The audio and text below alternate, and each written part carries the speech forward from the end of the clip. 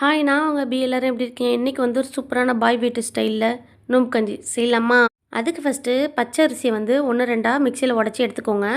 நீங்கள் chicken, mutton எது வேணாலும் பிரஸ்ட் பீஸாக வந்து பார்த்து, கறி பீஸாக பார்த்து கட் பண்ணி குட்டி குட்டியாக கட் பண்ணி வச்சுக்கணும். அதுக்கப்புறம் குக்கரில் வந்து எண்ணெய் ஊற்றி வெங்காயத்தை போட்டு வதக்கிட்டு ஜிஞ்சர் கார்லிக் பேஸ்ட் போட்டு வதக்கிக்கோங்க. அது லைட்டாக பச்சை வாசம் போனதும் கட் பண்ணி வச்சுருக்க சிக்கனை ஆட் பண்ணிக்கணும்.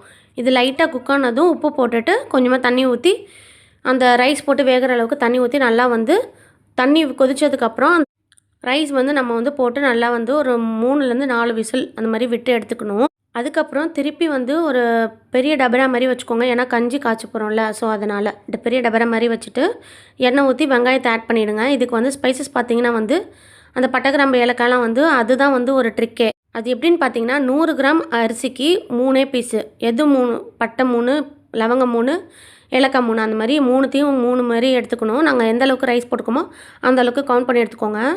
ஒரு கட்டு ஃபுல்லாக கொத்தமல்லி, அப்புறம் புதினா, இது மெயினாக தேவை. ஸோ அப்புறம் காரத்துக்கு தேவையான பச்சை மிளகா அந்த டபரா வச்சுட்டு எண்ணெய் ஊற்றி இந்த ஸ்பைசஸ்லாம் போட்டுட்டு லைட்டாக பொரிஞ்சதும் வெங்காயத்தை போட்டு குக் பண்ணிக்கோங்க. அதுக்கப்புறம் பச்சை மிளகா இதெல்லாத்தையும் போட்டுட்டு நல்லா வந்து ஜிஞ்சர் கார்லிக் பேஸ்ட் போட்டு நல்லா குக் பண்ணிக்கணும், பச்சை வாசம் போகிற வரைக்கும். அதுக்கப்புறம் நம்ம கட் பண்ணி வச்சுருக்க ஃபுல்லாக அந்த கொத்தமல்லி புதினா வந்து போட்டுருங்க. போட்டுட்டு அதை நல்லா வந்து கிளறி விடுங்க.